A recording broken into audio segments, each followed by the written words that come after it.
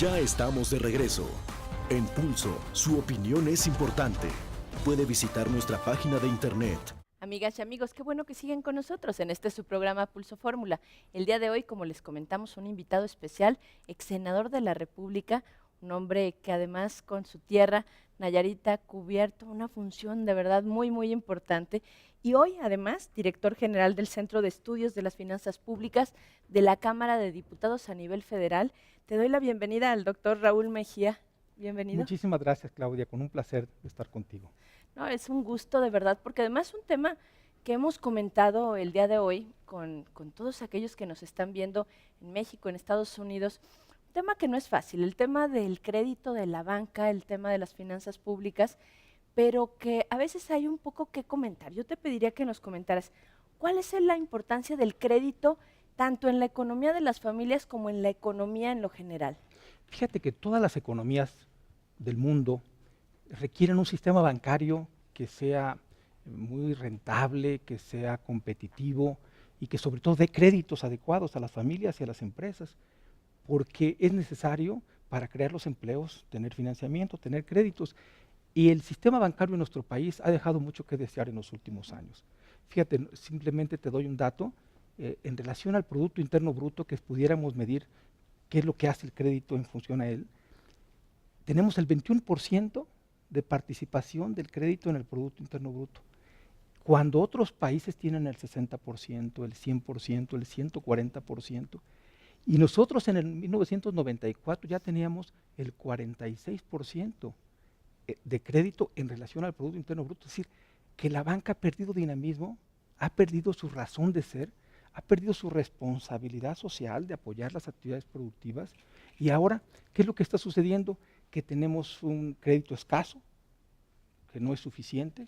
Segundo, que nuestro sistema bancario no ha penetrado lo suficiente. Por ejemplo, te doy un dato en relación al número de sucursales bancarias con el número de habitantes, tenemos la mitad de lo que tienen países como Chile, como Brasil. Entonces significa que todavía hay mucho por hacer, casi el 50% de los municipios no tienen sucursales bancarias en nuestro país. Entonces sí tenemos un gran problema, y si le medimos, bueno, la escasez de crédito, la falta de bancarización, pero sobre todo la concentración. De los 44 bancos que existen en nuestro país que tienen, que están funcionando, 7 concentran prácticamente el 90% de todas las utilidades del sistema bancario. Si tenemos una gran concentración. Y no solamente eso, también algo que es un fenómeno de nuestro país, que se ha privilegiado mucho el crédito al consumo.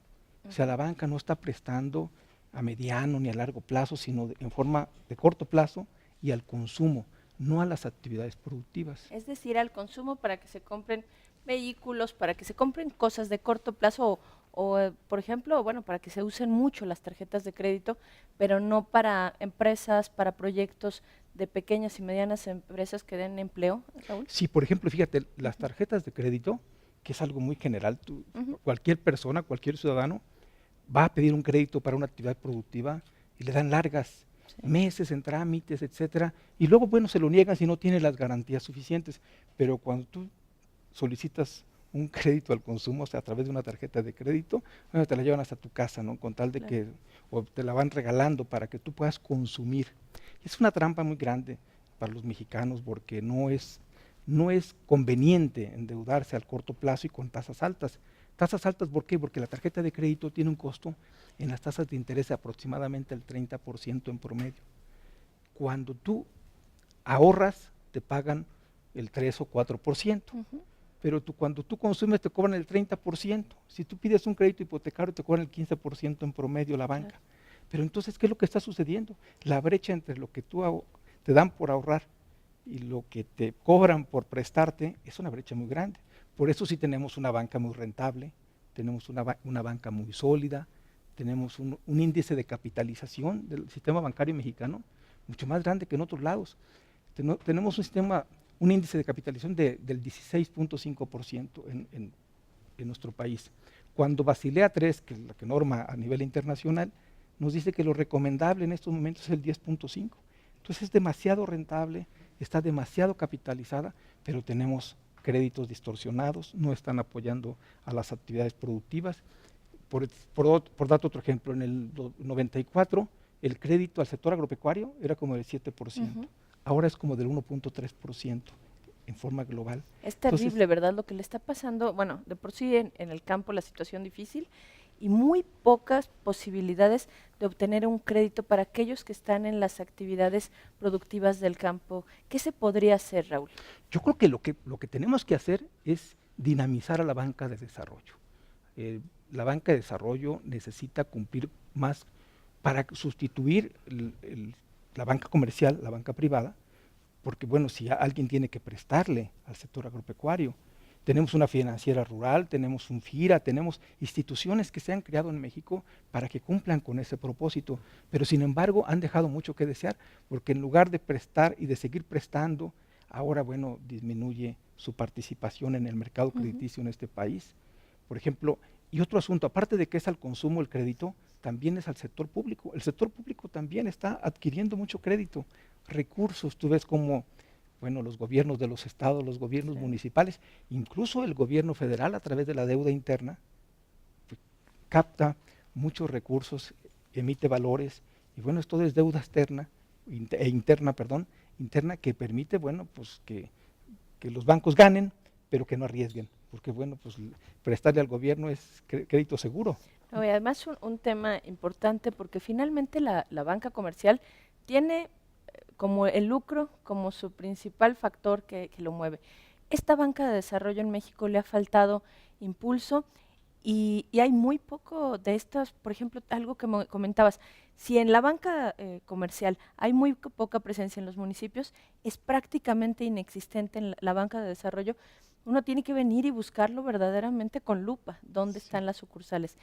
Ahora, ¿qué se podría hacer y qué se debe hacer en general en la política económica del país para dinamizar este tipo, por ejemplo, de proyectos productivos, no solo del campo, ¿no? Me estoy refiriendo a medianos, pequeños empresarios que están ahí esperando una oportunidad, que tienen ganas, que tienen ímpetu, que tienen algo de capital, pero que no les alcanza para poner un negocio.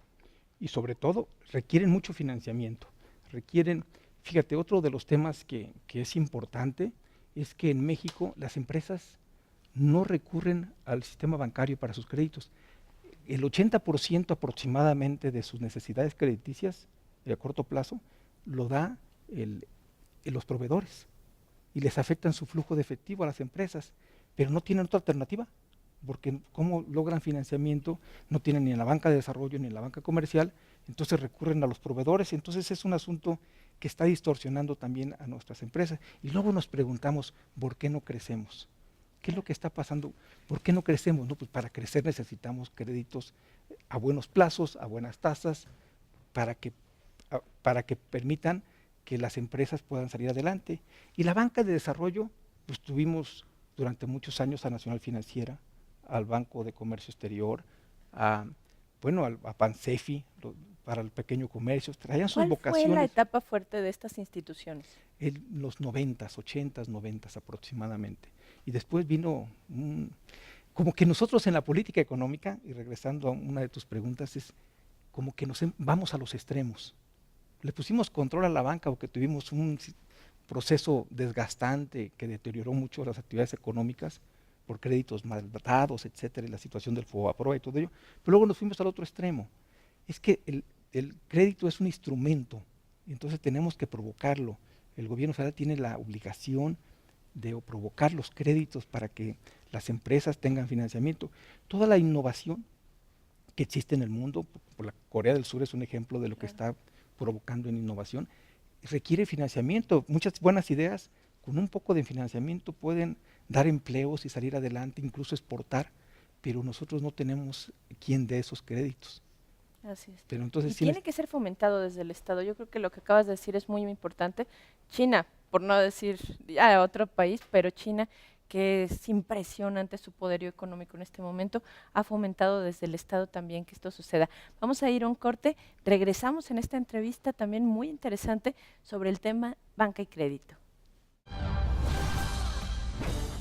Vamos a una pausa y enseguida regresamos a este espacio de expresión plural, Pulso.